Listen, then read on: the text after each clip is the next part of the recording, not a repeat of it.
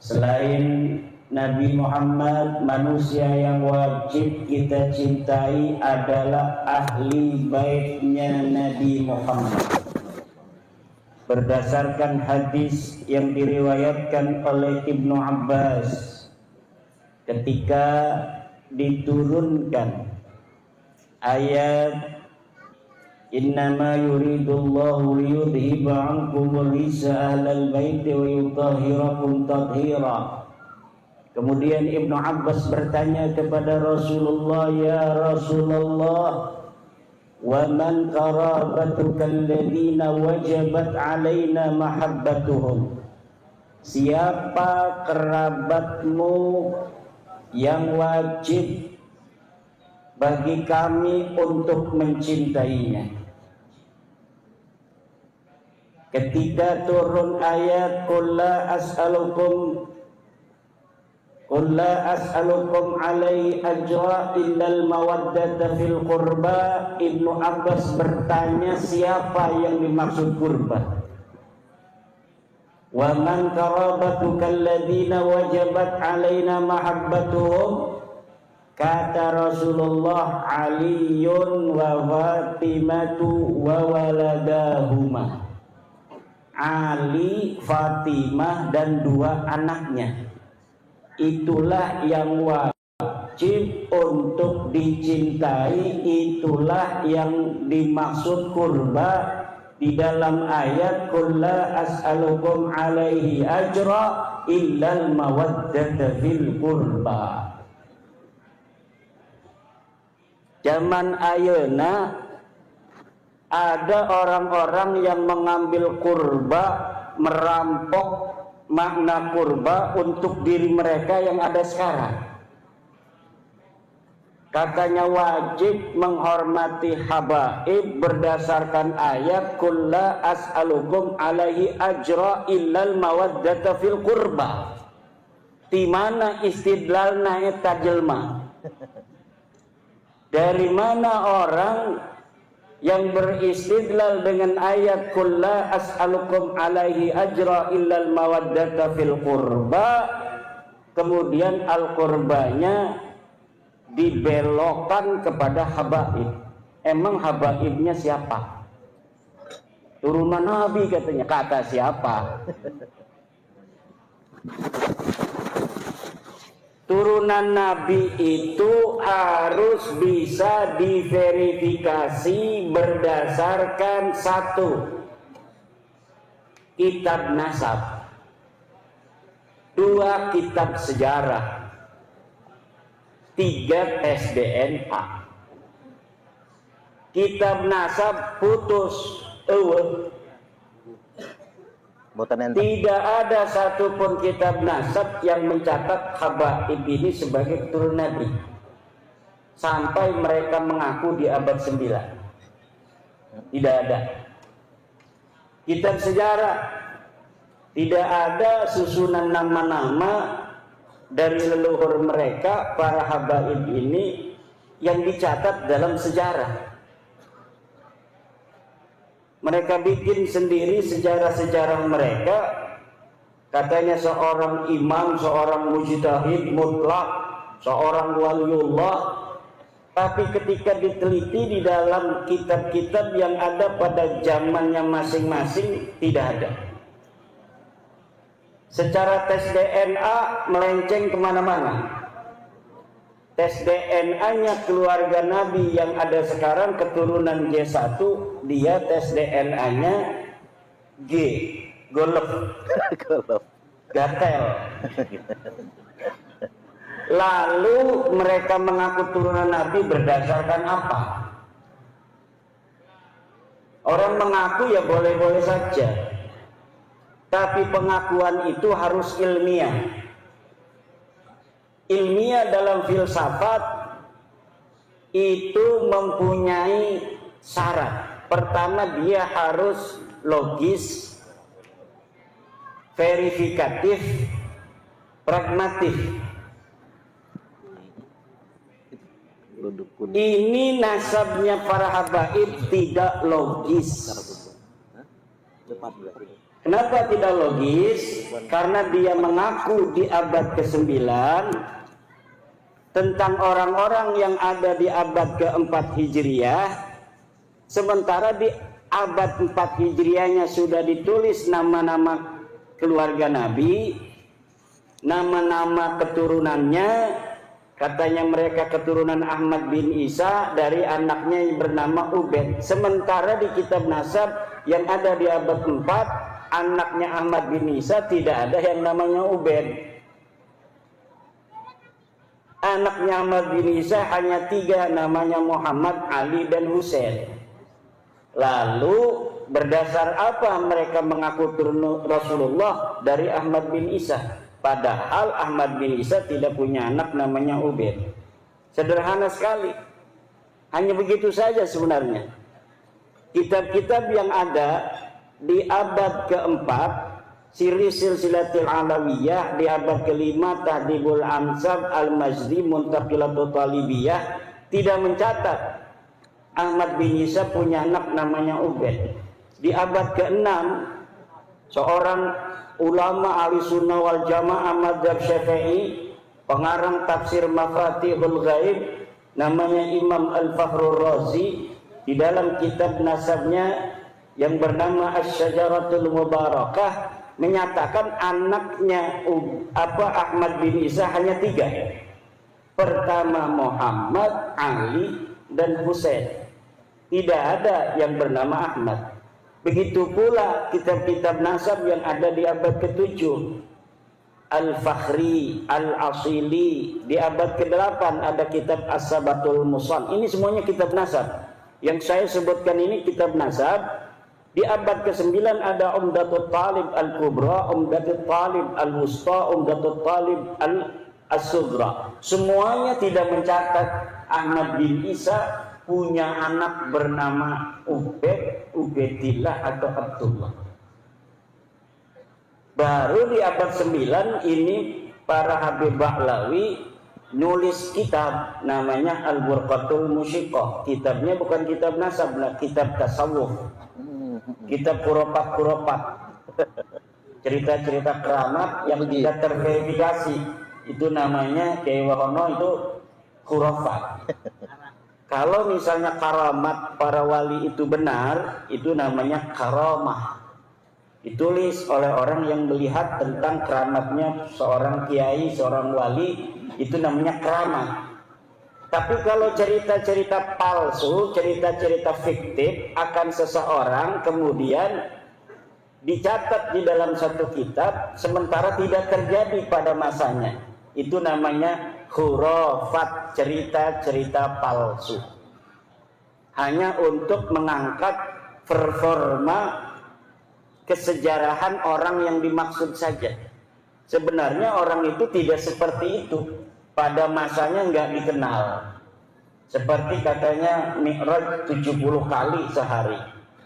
Kakeknya Ba'lawi ini Faqih Muqaddam Mi'raj 70 kali sehari. Itu tidak rasional, yang pertama. Yang kedua, pada masanya hidupnya Faqih Muqaddam ini, dia hidup di abad ke-7 Hijriah. 653 Hijriah dia wafat. Tidak ada satu kitab pun yang mencatat tentang sosok bernama Faqih Muqaddam ini. Teaya jelmana. Tidak dicatat sebagai ulama, tidak dicatat sebagai wali, tidak dicatat sebagai lurah. RT aja. Nggak ada itu tulisannya Faqih Muqaddam jadi RT pada masanya. Kitab-kitab sejarah banyak sekali yang ada di abad ke-7 itu. Kitab-kitab sejarah itu sudah banyak di Yaman itu. Tapi sama sekali ketika orang-orang Tarim pun disebutkan, itu kiai-kiai di Tarim disebutkan namanya si A, si B, si C pada masa itu. Tapi ini sosok Faqih Muqaddam ia entah disebutkan. Ini adalah sebuah tanda bahwa memang sosok ini tidak ada. Minimal ada tapi dia bukan siapa-siapa. Lalu bagaimana setelah beberapa ratus tahun di abad 9, 895 Hijriah, dia ditulis begitu besar. melebihi Syekh Abdul Qadir Al-Jailani. Syekh Abdul Qadir Al-Jailani ini hidup di abad ke-5 ke-6. Itu pada masanya dicatat semua oleh para ulama. Ibnul Jauzi yang satu masa dengan Syekh Abdul Qadir Jailani, ulama yang menulis kitab, yang mencatat di Baghdad ada seorang ulama besar yang kalau ngaji ribuan jumlahnya, yang keramatnya itu zahir namanya Syekh Abdul Qadir Al-Jailani. Ini contoh orang asli, keramatnya asli. Jadi kalau ditelusuri di dalam kitab-kitab yang ada pada masanya, dia itu terverifikasi. Kalaulah keluarga Ba'lawi ini benar seperti yang mereka sebutkan dalam ceramah-ceramah itu, bisa nurunin rantai dari emas. Emas dari langit. Iya, emas dari langit. Bisa nurunin rantai dari emas dari atas langit gitu. Ini pasti kan sesuatu yang sangat luar biasa.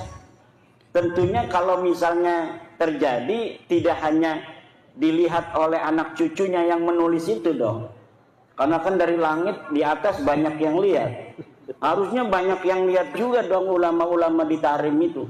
Sedangkan di Tarim banyak sekali ulama-ulama dari keluarga Bafadal, dari keluarga Al-Khatib, dari keluarga-keluarga lainnya. Kenapa yang lainnya itu menulis kitab tapi tidak mendeteksi adanya rantai turun dari langit yang terbuat dari emas? Itu tidak ada lagi jawabannya kecuali memang berita itu palsu. Itu namanya khurafat. Itu dari ilmu sejarah tidak terverifikasi, ilmu nasab tidak terverifikasi, ilmu filsafat tidak terverifikasi, karena filsafat harus logis tadi kan, harus logis, verifikasi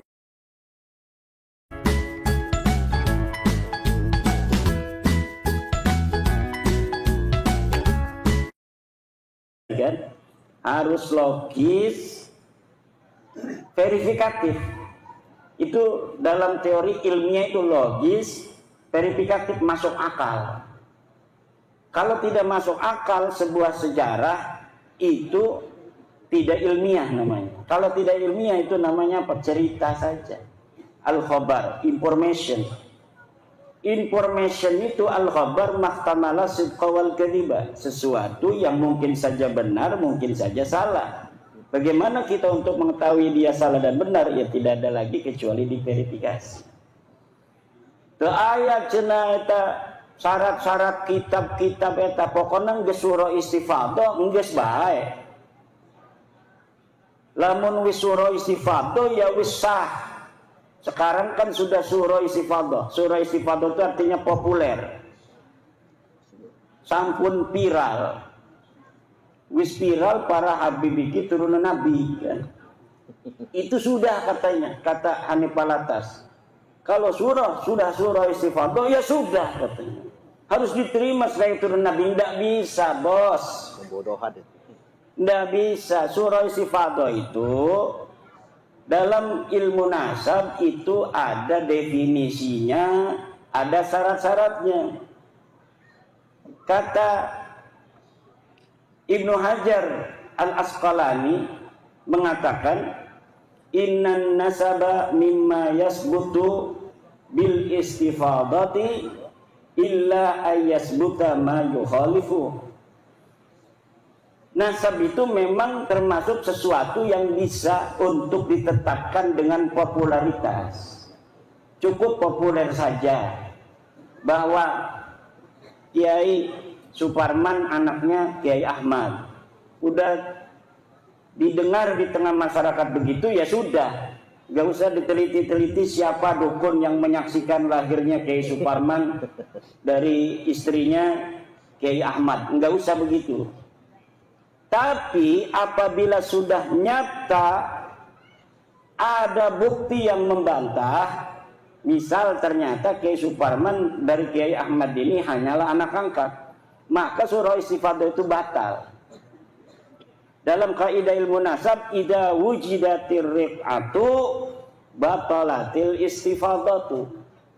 Apabila kitab sudah ditemukan, maka istifadah itu batal. Nah sekarang kitabnya sudah ditemukan, As-Syajarah Al-Mubarakah. Anaknya hanya 3, Ahmad bin Isa, Muhammad, Ali, dan Husain. Teu aya putra anu ngaranna Ubaid, teu aya putra anu ngaranna Ubaidillah, teu aya putra anu ngaranna Abdullah. Nah kalau sudah begini berarti surah istifadah itu batal. Katanya kan sudah ada di dalam kitab nasab abad 10, yaitu kitab nasab yang pertama kali mencatat Ba'lawi sebagai turunan Nabi itu adanya di abad 10, Pak. Jadi orang yang diakunya ada di abad keempat, Ahmad bin Isa, 345 Hijriah. Baru ditulis 651 tahun kemudian. Jadi orangnya itu ada di abad keempat, baru dicatat punya anak namanya Ubaid ini tahun 996 Hijriah. 651 tahun dalam sebuah kitab yang namanya Tuhfatul Talib. Nah, sebuah kitab, walaupun kitab nasab, kalau kitab nasab ini adalah termasuk kitab nasab hadisah, ini tidak bisa mengisbat orang-orang yang qadimah. La yumkinunal hadisu anin nasabil qadimi binaan ala ma warada fil kutubil hadisah.